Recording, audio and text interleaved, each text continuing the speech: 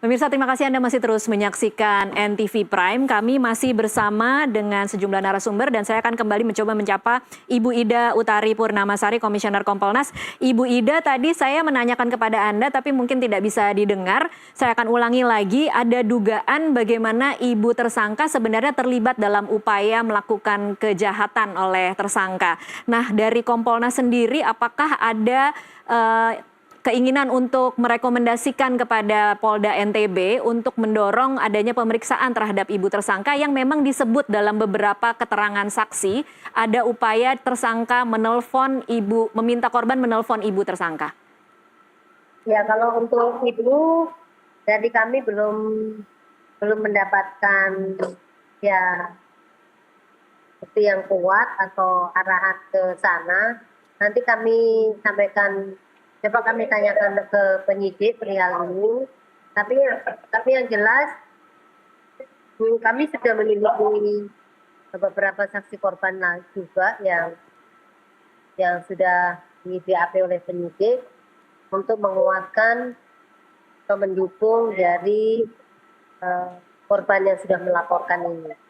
Dan saya terima kasih kepada Pak Ahyar. Pak Ahyar. Sarannya sudah saya sampaikan ke penyidik, Pak. Mudah-mudahan nanti bisa ditindaklanjuti sehingga kekhawatiran itu tidak akan terjadi nanti di persidangan. Insya Allah penyidik sudah memiliki cukup bukti untuk ini maju ke persidangan atau maju ke jaksa, sehingga tinggal menunggu waktu, Pak. Mudah-mudahan semua yang dilakukan penyidik ini bisa merangkaikan semua yang ditanyakan kepada korban maupun tersangka diperiksa menurut saya, sehingga nanti dari jaksa menerima P21. Baik, Pak Ahyar mungkin mau menambahkan poin ibu tersangka ini yang memang kemudian muncul dalam beberapa keterangan korban yang kemudian menggelitik rasa ingin tahu kita seberapa jauh sebenarnya peran ibu ini tahu bahwa tersangka melakukan kekerasan seksual. Tentu mungkin Bu Ida, apakah ibu TSK ini sudah juga pernah di BAP?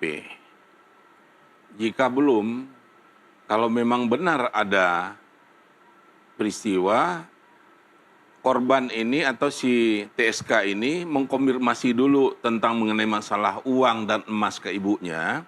Ini kan bisa juga membuat terpengaruhnya orang ini. Nah, ini menurut saya perlu dikembangkan nih, Bu. Apakah orang tuanya ini turut serta juga? Turut serta di dalam melakukan suatu terjadinya peristiwa tindak pidana ini. Kalau turut serta yang diatur dalam pasal 55 dan pasal 56 KUHP kita, tentu dia perkiraan saya bukanlah sebagai pelaku, tetapi dia adalah orang yang membantu melakukan suatu tindak pidana, terjadi suatu tindak pidana.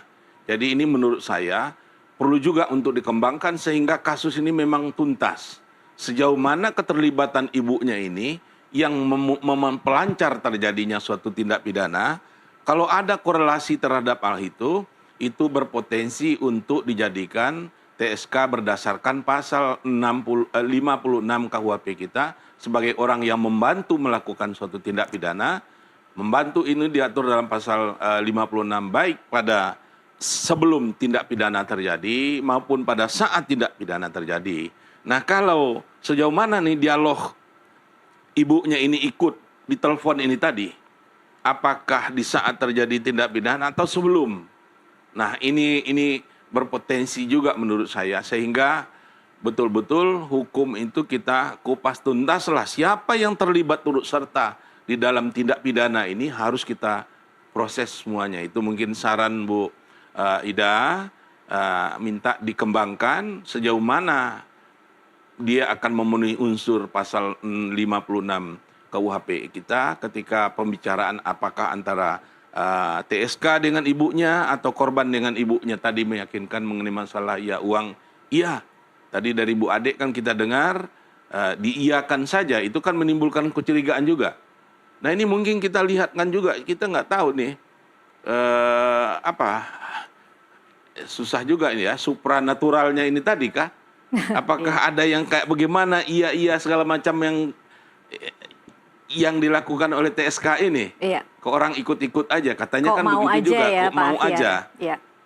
Ini mungkin itu bisa juga dirangkai peristiwa itu di dalam menuntaskan kasus itu, mungkin masukan juga Bu Ida, dan mudah-mudahan memang kalau sudah berkeyakinan, saya juga menghimbau nih kelihatannya pihak Ibu Kajati kita juga sudah memberikan siaran pers beberapa waktu yang lalu saya lihat. Tentu betul-betul ada kerjasama, benar-benar sistem peradilan pidana kita yang terpadu ini benar-benar jalan antara penyidik dengan penuntut umum. Pastilah sudah ada dilibatkan pihak jaksa. Nanti setelah diserahkan penyerahan tahap pertama, saya berharap menghimbau pihak kejaksaan betul-betul mengkaji.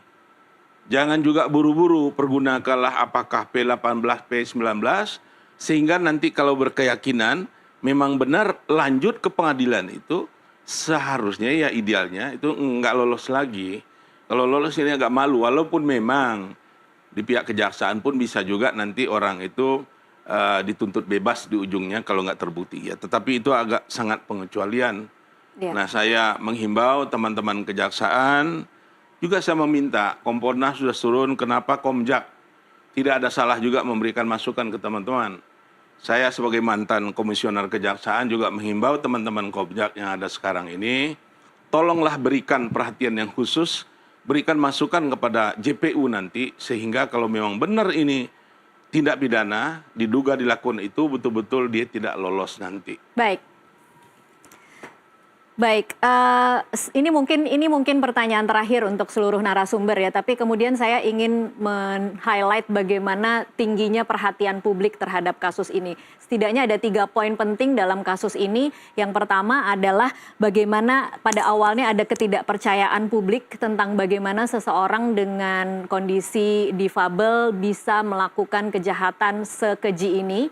Kemudian yang kedua, betapa banyaknya jumlah korban yang kemudian membalik opini publik menjadi meragukan apa yang tadinya tidak dipercaya. Dan yang ketiga, ada juga narasi yang berkembang di media sosial tentang bagaimana kaum difabel merasa kemudian ini akan bisa berpotensi menjadi satu stigma atau satu pelabelan negatif terhadap mereka karena satu orang melakukan kejahatan seperti ini. Nah, saya ingin satu persatu narasumber mungkin bisa memberikan catatan. Mungkin Mbak Ade, dari sisi korban, apakah dari tim pendampingan korban ada semacam perumusan catatan atau bagaimana pedoman-pedoman yang akan dikerjakan selama penanganan kasus ini ke depan? Karena ini kan masih terus berjalan, masih akan terus panjang prosesnya. Seperti apa kira-kira Mbak Ade?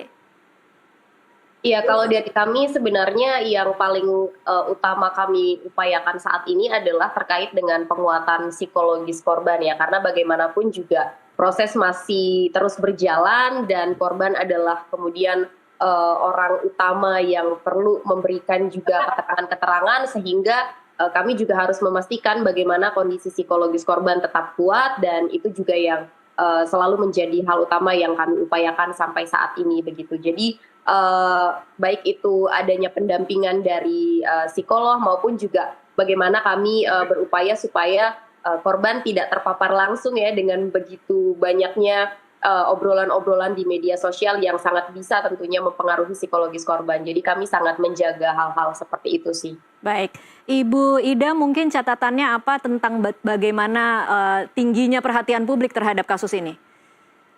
Ya, begini. Polri sebagai pelayan masyarakat tentunya terhadap semua perkara tindak pidana yang diduga tindak pidana itu masuk ke Polri berupa laporan atau apa, itu harus ditindaklanjuti. Kalau kemudian itu pelakunya adalah difabel ataupun bukan, itu harus sesuai dengan SOP. Bagaimana melayaninya. Jadi kami tidak memikirkan bagaimana stigmatisasi, tetapi yang jelas apa yang perbuatan itu suatu perbuatan pidana, maka menjadi kewajiban oleh polisi untuk memberikan pelayanan atau merespon ini sesuai dengan SOP. Kalau kemudian ini masalah anak, ya bagaimana caranya polisi memperlakukan ini anak yang berhadapan dengan hukum, bagaimana sudah ada aturannya. Kalau ini tersangkanya adalah difabel, maka termasuk kelompok rentan, bagaimana menangannya sudah ada SOP-nya, itu yang dilakukan Polri, Mbak. Baik. Kami tidak, karena di Polri juga sudah ada kalau toh perempuan korbannya, maka PPA yang membuat yang melakukan penyidikan maupun penyelidikan maupun penyidikan. Jadi kami sudah mengklasterkan itu sehingga masyarakat bisa ya terlindungi sesuai dengan mereka itu kelompok-kelompok rentan atau bukan. Itu, Mbak. Baik Mbak Ida. Terakhir Pak Ahyar mungkin catatannya. Harus kita proses sebagaimana prosedur peraturan perundang-undang yang berlaku, KUHAP dan segala turunannya. Kasus ini azas praduga tidak bersalah tentu tetap harus kita tegakkan. Namun ini memang harus diproses endingnya nanti bagaimana. Kenapa? Sepengetahuan saya ini adalah kasus yang pertama kali dilakukan oleh pelaku yang seperti kondisi yang seperti ini dan korbannya begitu banyak. Jangan sampai nanti teman-teman yang mengalami nasib yang sama seperti beliau ini nanti mendapat dampak yang negatif dari stigma dari masyarakat. Sehingga yang salah-salah, yang benar-benar ini bukan berlaku untuk umum. Bukan difabilitas seluruhnya melakukan kayak beginian, beliau pun belum terbukti kan nanti bersalah. Jadi tidak semuanya, jangan generalisir kita pakai oleh masyarakat kita itu yang saya himbau, yang salah kita hukum, yang nggak salah kita bebaskan. Baik, itu jadi catatan ya. Semoga jadi pedoman bagi pihak kepolisian ketika memproses kasus ini ya. Pak Ahyar terima kasih, Ibu Ida, Mbak Ade terima kasih untuk waktunya bersama kami di NTV Prime. Dan pemirsa, demikianlah NTV Prime untuk saat ini mewakili seluruh kerabat kerja yang bertugas. Saya Tasya Lutmila mengucapkan terima kasih atas perhatian Anda dan sampai jumpa.